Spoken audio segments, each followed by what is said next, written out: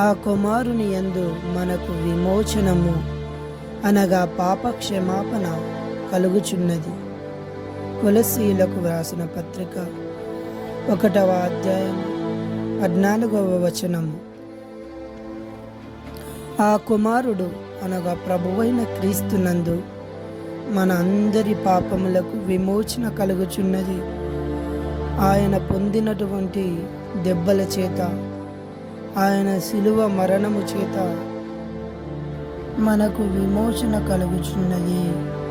మన పాపములకు విడుదల దొరుకుచున్నది.